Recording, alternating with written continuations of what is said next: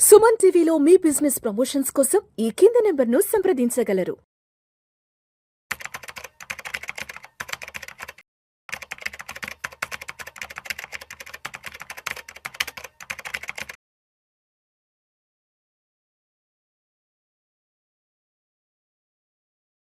నమస్తే మాధవిరెడ్డి గారు. నమస్తే అండి.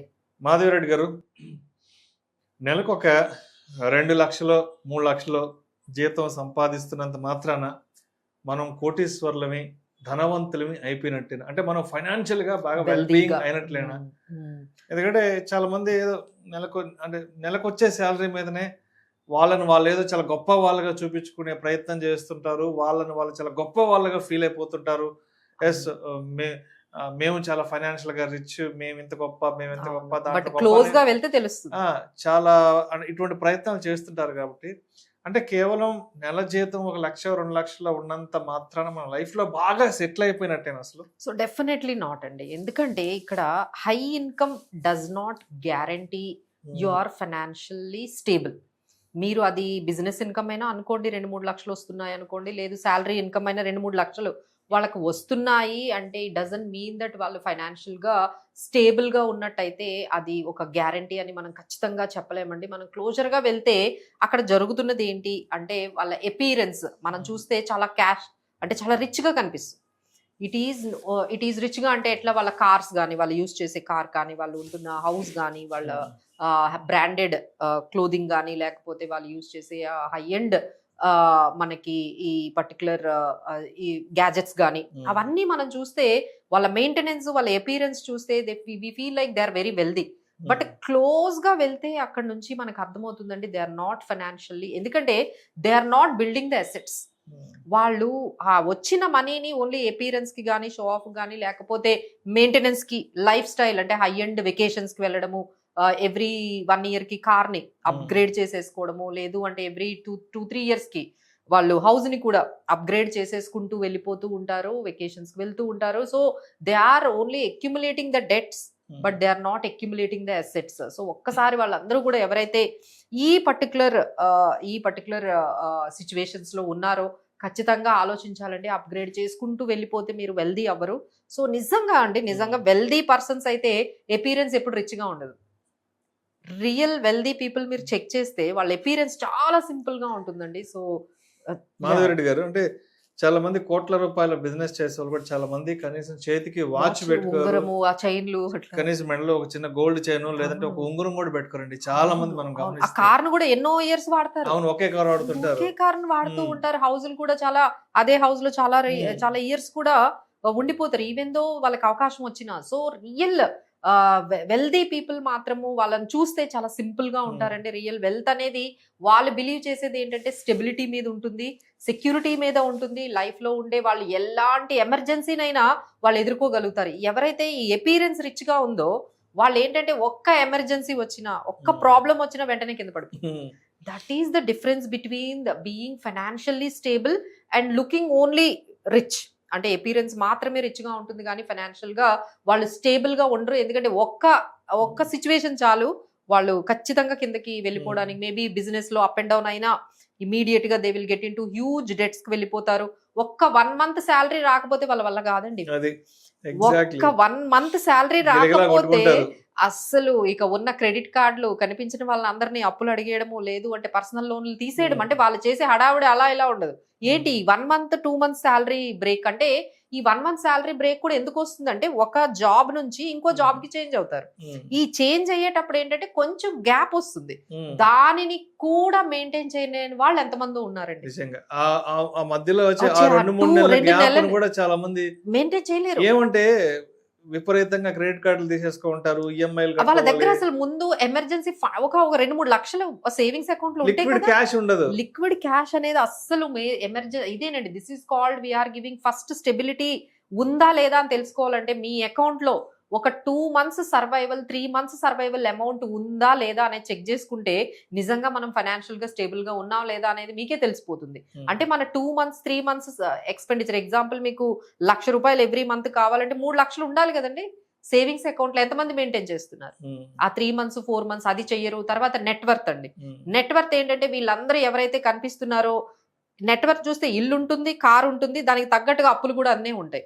అంటే మీకు 2-3 కోట్ల ఆస్తి ఉంటే 2-3 కోట్ల అప్పులు కూడా ఉంటాయి. సో మీకు నెట్వర్త్ ఏమున్నట్టు? జీరో కదా. సో ఎప్పుడైనా మీరు నెట్వర్త్ ఎట్లా ఉండాలంటే మీ డెట్స్ మీ ఎసెట్స్ కన్నా 50% బిలో ఉండాలండి. అంటే మీ ఎసెట్స్ ఒక 2 కోట్లు ఉంటే మీ లైబిలిటీస్ ఓన్లీ 50 lakhs ఎంతో ఉండాలి. అంతేగాని మీ ఎసెట్స్ 2 crores ఉంటే మీ లైబిలిటీస్ 2 crores ఉన్నాయనుకోండి, అంటే మీకు హోమ్ లోన్ ఉంది, ఓ పర్సనల్ లోన్ ఉంది, ఒక కార్ లోన్ ఉంది, అంటే అవి కూడా డెట్స్. సో మీకు ఈ ఎసెట్స్ కి ఈక్వలెంట్ గా డెట్స్ ఉంటే you are not financially stable. అంటే వాళ్ళంతా కూడా నెట్వర్త్ చాలా చాలా తక్కువ మెయింటైన్ చేస్తున్నారు. వాళ్ళకి ఫైనాన్షియల్ స్టెబిలిటీ అనేది మనకి లేదని, that is another category. Third category people ఎట్లా ఉంటారంటే వాళ్ళకి ఎసెట్స్ ఉంటాయి అన్ని కూడా, అంటే ఆ పొలాలు ఉంటాయి, ఇల్లులు ఉంటాయి, బట్ క్యాష్ అనేది ఎప్పుడు వాళ్ళకి అవైలబుల్ గా ఉండదు. ఒక లిక్విడ్ క్యాష్ ఉండదు. ఎమర్జెన్సీస్ వస్తే వాళ్ళు మెయింటైన్ చేయలేరు, మేనేజ్ కూడా చేయలేరండి. ఇంకా వాళ్ళు కూడా మళ్ళీ పర్సనల్ లోన్లు, గోల్డ్ లోన్లు, ఇంకా ఇన్ని ఆస్తులు పెట్టుకొని ప్రతి చిన్న ఎమర్జెన్సీకి మీరు పర్సనల్ లోన్, గోల్డ్ లోన్ అన్నారు అంటే you are not financially stable. ఎందుకంటే మనం ఏదైతే క్రియేట్ చేసుకుంటున్నామో వెల్త్, అందులో లిక్విడిటీ 20-30% లిక్విడ్ అసెట్స్ లో మెయింటైన్ చేసుకోవడం అలవాటు చేసుకోవాలి. ఎమర్జెన్సీస్ మనకి ఈ ఎమర్జెన్సీస్ కి మనకి సేవింగ్స్ అకౌంట్ లో ఒక 3-4 months ఇవన్నీ కూడా ఎవరైతే స్టేబుల్ గా మెయింటైన్ చేసుకుంటూ ఉన్నారో. సో ఇంకొకటి ఏంటంటే రిచ్ గా అంటే వెల్దీగా ఉండే వాళ్ళ అసెట్స్ కనపడవండి. రియల్ మీరు వెల్దీ పర్సన్ అనుకోండి, మీ అసెట్స్ ఎవరికి కనపడవు.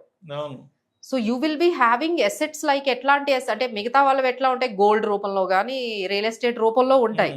బట్ వీళ్ళ అసెట్స్ మీరు గమనిస్తే, రియల్ వెల్దీ పీపుల్ అసెట్స్ గమనిస్తే వాళ్ళకి ఫిక్స్డ్ డిపాజిట్స్, పిఎఫ్లు, ₹1 పిఎఫ్ ఉండొచ్చు. ఎందుకంటే ఇట్ ఈస్ నాట్ విజిబుల్ కదా. ఈక్విటీ మ్యూచువల్ ఫండ్స్ లో 2-3 కోట్లు ఉంటాయండి. వాళ్ళు ఎంత సింపుల్ గా ఉంటారు. అలానే వాళ్ళ పోర్ట్ఫోలియోలు చూస్తే 2 కోట్లు ఉంటాయండి స్టాక్స్. వాళ్ళ పోర్ట్ఫోలియో స్టాక్స్ మనం చూసుకున్నట్లయితే ఒక 2 crore స్టాక్స్ ఉంటాయి, 2 crores మ్యూచువల్ ఫండ్స్ ఉంటాయి, పిఎఫ్ ఒక 1 crore ఉంటుంది. ఇవన్నీ ఏంటంటే ఇన్విజిబుల్, మీకు కనిపించవు. బట్ వాళ్ళ ఎంత సింపుల్ గా వాళ్ళు వాళ్ళ వెల్త్ ని ఎంత దీనిగా మెయింటైన్ చేస్తున్నారో దాన్ని బట్టి మనం అర్థం చేసుకోవచ్చు. సో ఎవరైతే కొంచెం మనకి ఫ్లాషీగా కనిపిస్తూ ఉన్నారో వాళ్ళు చాలా వెల్ సెటిల్డ్ అయ్యి ఉండొచ్చు అనేది అయితే మనకి చాలా రాంగ్ అండి. అపీరెన్స్ బట్టి మాత్రం మనము ఎట్టి పరిస్థితుల్లో వాళ్ళు ఫైనాన్షియల్ గా స్టేబుల్ అని, చాలా మంది అప్పులు కూడా ఇస్తూ ఉంటారు వాళ్ళకి. వీళ్ళు చాలా వెల్దీగా కనిపిస్తున్నారు, వీళ్ళకి ఇస్తే మనకు చాలా సేఫ్ అనుకుంటారండి. అస్సలు మీరు అలా నమ్మి మీరు వాళ్ళకి అప్పులు అవి ఇవ్వడం కానీ మొదలు పెట్టారంటే maybe that is a very high risk. మీరు అపీరెన్స్ చూసి మీరు అప్పులు ఇవ్వడము, ఇంట్రెస్ట్లు తిప్పుకోవడం చేయకండి. వాళ్ళ రియల్ వెల్త్ అనేది వాళ్ళ సింప్లిసిటీలోని వాళ్ళకున్న ఈ వెల్త్ ఏదైతే మనకు కనిపిస్తూ ఉందో దాంట్లోనే, అంటే వాళ్ళ ఎమర్జెన్సీ ఫండ్ కానీ, వాళ్ళ సేవింగ్స్ అకౌంట్, ఫిక్స్డ్ డిపాజిట్స్, ఆ తర్వాత మ్యూచువల్ ఫండ్స్, ఈ వీటిలో అండి రియల్ వెల్త్ అనేది మనకి కనిపిస్తూ ఉంది. సో ఈ విధంగా మనం స్టెబిలిటీ అనేది ఎవ్వరూ కూడా ఎక్కువ మంది మెయింటైన్ చేస్తూ ఉండాలి. సో ఈ మధ్య కాలంలో కొంచెం అది ఎట్లా ఉందంటే డెట్స్ తీసుకోవడం అనేది it is very quite normal గా కనిపిస్తుంది. But that is going to నెమ్మదిగా వాళ్ళని డెట్ ట్రాప్ లోకి తీసుకువెళ్ళిపోతూ ఉంటుంది. వాళ్ళ రిటైర్మెంట్ ప్లానింగ్ కూడా ఏం ఉండదండి. ఓన్లీ వెకేషన్ కి వెళ్ళడము, లేదు అంటే ఈ లైఫ్ స్టైల్ ని మెయింటైన్ చేయడం. అంటే వాళ్ళకి శాలరీ పెరగదా, ఇన్కమ్ పెరగదా అంటే ఇన్కమ్ పెరిగిన ఇంకా అంతకు మించి ఫాస్ట్ గా వాళ్ళ ఎక్స్పెండిచర్ పెరుగుతుంది. దీనివల్ల వాళ్ళు ఎప్పుడు సేవింగ్స్ చేస్తారు? సో ఎవరైతే ఈ వెల్దీగా కనిపిస్తూ ఉన్నారో మీరు వాళ్ళ ఇన్వెస్ట్మెంట్స్ చూస్తే నెలకండి 10,000 కూడా వాళ్ళు ఎస్ఐపి చేయలేరు.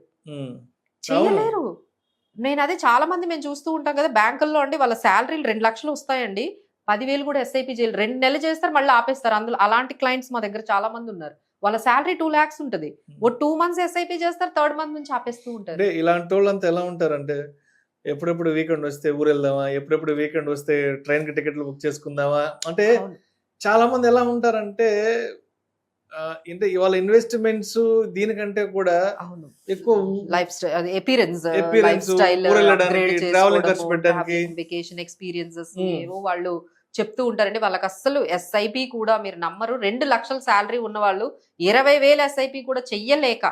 ఎందుకు అంటే వాళ్ళకి కార్ లోన్ ఉంటది, పర్సనల్ లోన్ ఉంటది, పిల్లల ఫీజులు కట్టాలి, తర్వాత ప్రీమియంలు కట్టాలి, ఇన్సూరెన్స్ ప్రీమియంలు, ఇవన్నీ కట్టడంతోనే వాళ్ళ వెకేషన్లకి వీటికే సరిపోతుంది. ఇంకా సేవింగ్స్ అయితే వీళ్ళ దగ్గర చూస్తే 10% కూడా సేవ్ చేయట్లేదు. So that is the biggest crisis మీకు ఫ్యూచర్ లో కనిపిస్తూ ఉంటది. బై ద టైం ఇలా మీరు ఇలా ఏదైతే దట్ మీరు ఒక 10 years ఇలా మీరు గడిపారంటే ఆ తర్వాత మీ పిల్లలు పెద్దవాళ్ళు అయిపోతారు. ఆ టైంకి ఇంకా అసలు సేవింగ్స్ చేయలేరు.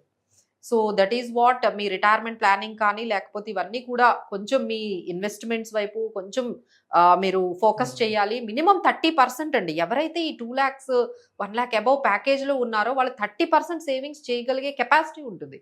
కానీ వాళ్ళు ఎవరు కూడా ఈవెన్ ఒక 50,000 చేసే వాళ్ళంత ఎస్ఐపీలు కూడా వాళ్ళు చేయలేకపోతూ ఉన్నారంటే మీరు గమనించండి how the appearances are overtaking the stability, financial స్టెబిలిటీని మీ అపీరెన్స్ మీ లైఫ్ స్టైల్ మీకు దాన్ని డామినేట్ చేసేస్తూ ఉంటుంది. Right right thank you so much Madhureddy గారు.